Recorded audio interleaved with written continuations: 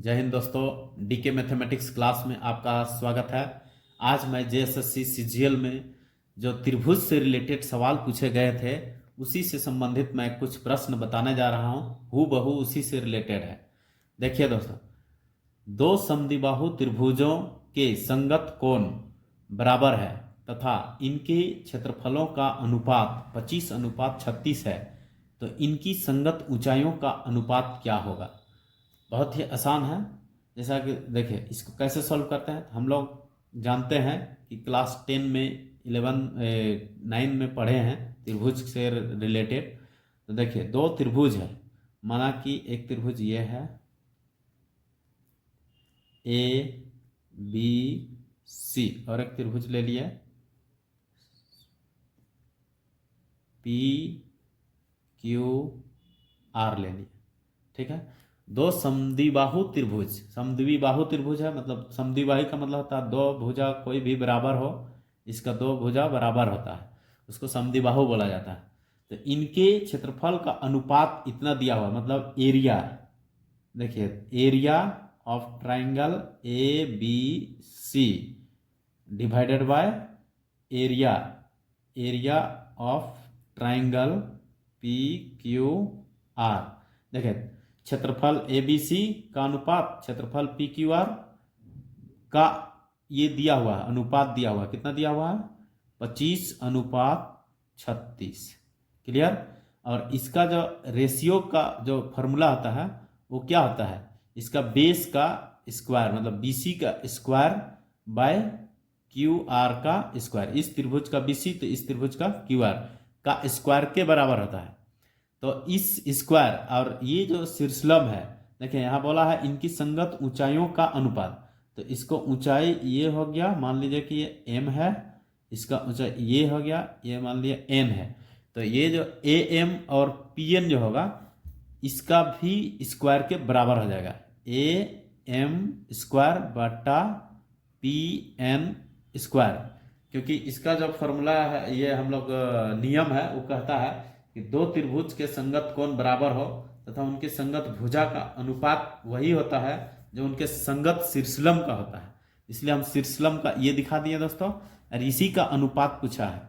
तो देखिए, इतना बराबर इतना हो गया, तो ये हो गया आपका द इम्प्लाइज। देखिए, ए एम का स्क्वायर बाय पी एन का स्क्वायर इज इक्वल टू 25/36। ठीक है, तो ये क्या हो जाएगा? इसको 25 मतलब 5/6 का होल स्क्वायर लिख सकते हैं।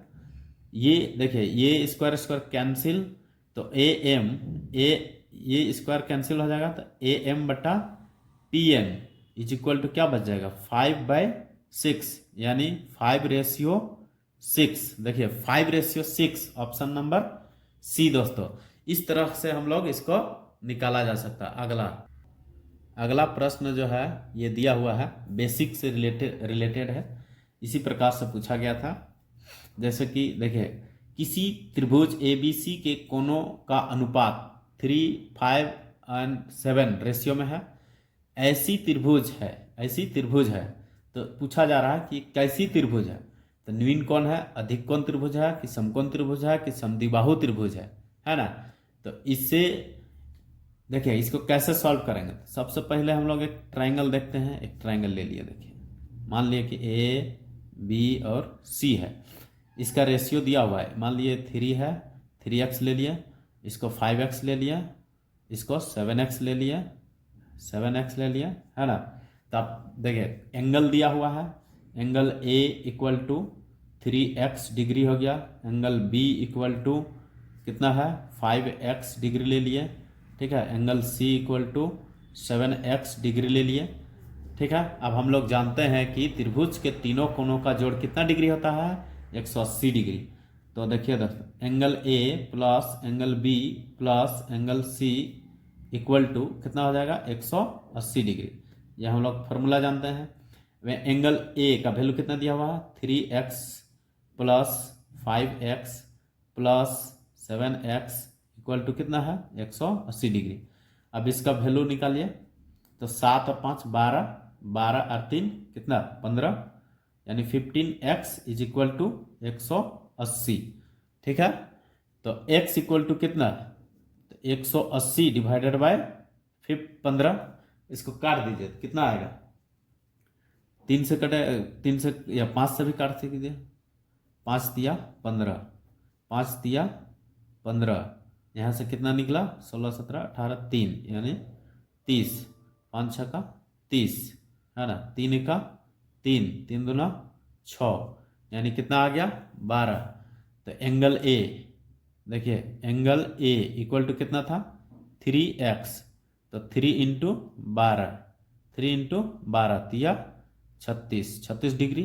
एंगल बी कितना आएगा 5x, तो 5x मतलब 5 इंटू 12, 12 पचे 60, और एंगल सी इक्वल टू कितना होगा 7x, यानी 7 इंटू 12, 12 सत्ते 84। देखिए ये जो है क्या हुआ, ये न्यून कोण हो गया। कैसा कोण हो गया, ये न्यून कोण। क्यों, क्योंकि दो कोण का जोड़ जो है 90 डिग्री से कम हो रहा है, इसलिए इसको हम लोग न्यून कोण बोलेंगे। ठीक है दोस्तों, इससे रिलेटेड कुछ देखिए महत्वपूर्ण चीज बता। देखिए इससे दोस्तों रिलेटेड महत्वपूर्ण चीज क्या है, किसी त्रिभुज का प्रत्येक कोण शेष दो कोणों के योग से कम हो तो क्या होता है न्यून कोण। जैसा कि अभी हम बताए थे, तो जैसे कि देखिए angle A is less than angle B plus angle C, यानी दो कोणों का जोड़ के छोटा हो मतलब कम हो, तो ऐसे कोण को क्या बोलते हैं हम लोग न्यून कोण त्रिभुज। क्लियर। अब दूसरा पॉइंट देखिए, किसी त्रिभुज का एक कोण शेष दो कोण के योग के बराबर हो तो कैसा कोण होगा, तो ये समकोण त्रिभुज होता है। कैसा होता है समकोण त्रिभुज। ये CGL 2024 में 28 तारीख को पूछा था, 28 जनवरी को जो एग्जाम हुआ था उसमें पूछा गया था, इसलिए ये 3 पॉइंट हम बताए हैं, इस पॉइंट को जरूर याद कीजिएगा।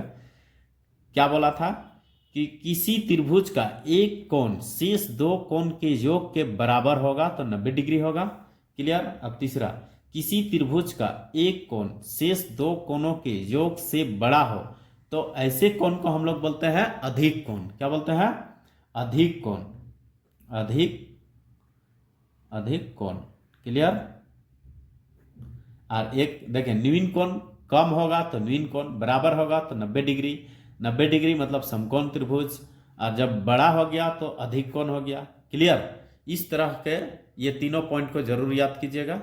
अगला प्रश्न जो दोस्तों, जैसे ये भी CGL का पूछा हुआ क्वेश्चन है, 28/1/2024 को पूछा था। वो देखिए क्या पूछा था, ऐसे समद्विबाहु समकोण त्रिभुज का क्षेत्रफल ज्ञात कीजिए जिसकी कर्ण कितना दिया हुआ 8 सेंटीमीटर। बहुत आसान है, बट कुछ फॉर्मूला होता है इसका जो बहुत कोई नहीं जानते हैं, इसलिए नहीं बना पाते हैं। देखिए समद्विबाहु समकोण त्रिभुज बोला है, मतलब इस प्रकार से होगा, ये ABC, ये आपका कर्ण हो गया, ये दो भुजा, ये देखिए समद्विबाहु मतलब दो भुजा बराबर होते हैं, ये दोनों बराबर होंगे, ये 90 डिग्री है, कितना है 90 डिग्री है। तो ऐसे प्रश्न, ऐसे इस तरह के क्वेश्चन को निकालने के लिए क्या लिखेंगे, समद्विबाहु समकोण त्रिभुज का क्षेत्रफल लिखेंगे, समद्विबाहु